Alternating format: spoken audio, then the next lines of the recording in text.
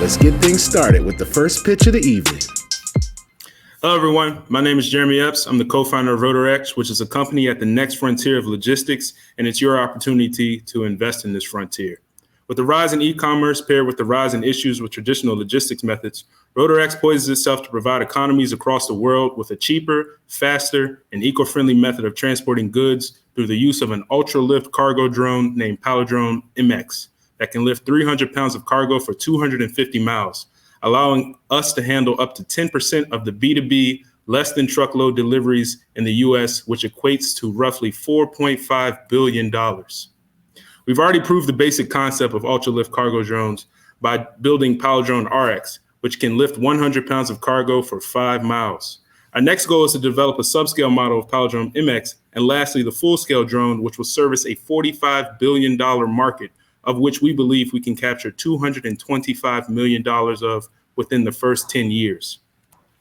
We're currently in the process of selling Palindrome RX as a hardware platform to R&D institutes, while simultaneously raising funds to build the subscale model of Palindrome MX that has the potential pilot scheduled for major mobility company at the end of 2022. This will be the start of our journey to sell the full-scale drone by 2026. Now, we're using two business models. The first is selling the drone as a service to retailers such as CVS and Target, and the second is selling the drone as a product to current drone service providers such as DroneUp and traditional logistics companies such as XPO Logistics. Due to regulations, our initial sales most likely would come from international markets such as Australia, Switzerland, and Southern America. During this time frame, we forecast our initial revenue coming from the sale of our current drone, Palindrome RX, this year. Our revenue will grow with the introduction of the subscale Palindrome MX starting in 2022. Once the full-scale drone is available, we estimate our revenue will grow to $54 million in 2027, which will easily be doubled by 2029. Now, Rotor isn't your typical startup. Getting into urban air mobility sector is capital intensive and can be heavily regulated. However, these same factors can be seen as benefits because they limit the competition in the sector. Now, you may be asking yourself, why do they think they can navigate through all these barriers? And my answer is quite simple. We live in the urban air mobility sector. Our team has been creating drones since before you can find them on Amazon. And we've helped build drones weighing up to 2 tons while consulting for aerospace companies on the West Coast. Our advisors are part of major organizations such as Mitsubishi Electric and Georgia Tech and have decades of experience in tech startups. Now, my question to you is, are you going to join us along with all of our supporters? Or are you going to let this opportunity slip through your hands? We're currently in a $1.9 million seed round that will allow us to build the subscale model of Palindrome MX. But we're asking you all for $50,000, which will help us accelerate our venture into the international markets. Thank you. It's beautiful. Jeremy, who do you who exists as your competition as you are building out the full scale model? Yeah, so there's about 4 major ones on the market right now. There's Volocopter, which is a foreign company they're aiming to lift 400 pounds for about 20 miles. So it doesn't really capture the full market of the B2B logistics market. There's another one called Mighty Fly, which is kind of in the same stage as us. They only have a small model and they're looking for seed funding, but the major competitor is a company called Elroy Air. And they haven't built a drone this size yet, but they do have the funding to do it. So that is our major competition, and they're funded around $50 million right now, something around that price. Okay, so I guess that actually is a good segue into, like, I'm trying to understand some of the information around how you plan to scale the company. So you want to raise 1.9 million. Now, I remember on one slide, it looked like you needed to close your seed round and raise into another round in order to get your initial model, like, really in market and selling. Right? Is that right? Yeah, so the 1.9 is going to get us to the fabrication of the subscale model, which has that demo at the end of this year, beginning of next year. And then we'll be able to use that model to provide services, right? Okay. But we will need an injection of funds to mass produce that model, or at least produce it at a higher volume than you can with just one team of people. I got you.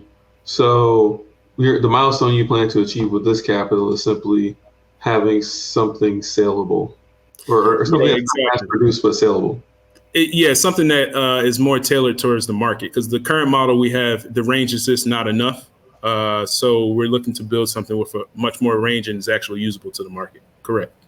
Okay. And team-wise, what do you need to do in order to achieve that? Are you okay with your current team, or you have to hire some additional people to do So that? the 50K that we're looking for is actually to hire more business development style people, because what we found is the FAA regulations are really hindering the market in the US, which is why there's not a lot of competition.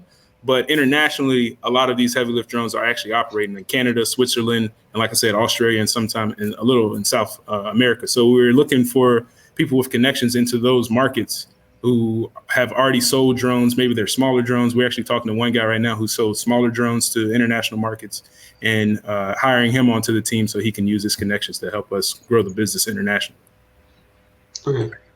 What's the unit? Sorry, I'm talking too much. But what's the unit cost? Like, how much are you gonna sell it for?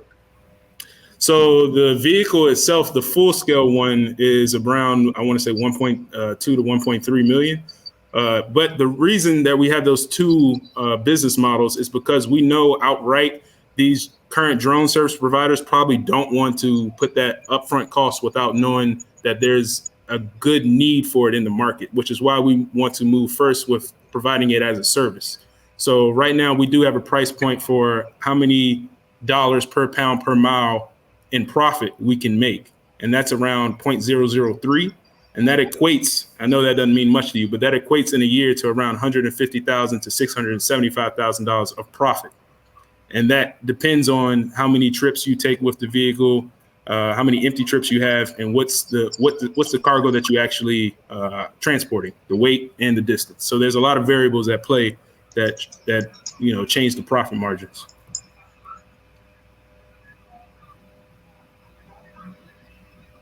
Oh, you're muted. Go ahead. James, you're muted. So I'd like to understand the issues around regulation. So it seems the biggest market is in the US, but the challenges in the US around regulation as well. So how far do you think the industry is from getting a broader acceptance where these drones can actually run in the US market? Yeah, so the biggest barrier right now is the regulations. That's a 2 to 3 year process right now. So the good thing behind that is we've been in contact with an ex-CEO of a big drone startup, a drone company that just sold to another company that I can't mention.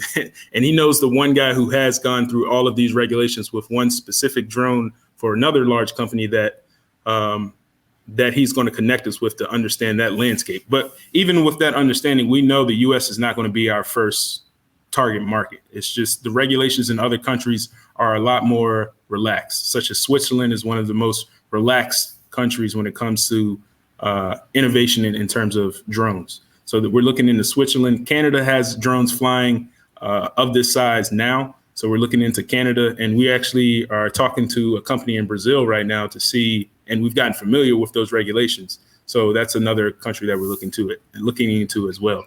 So the U.S. is definitely far off than these other international markets, I would say.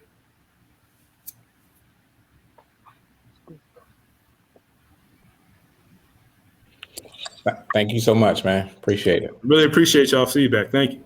All right, thank you.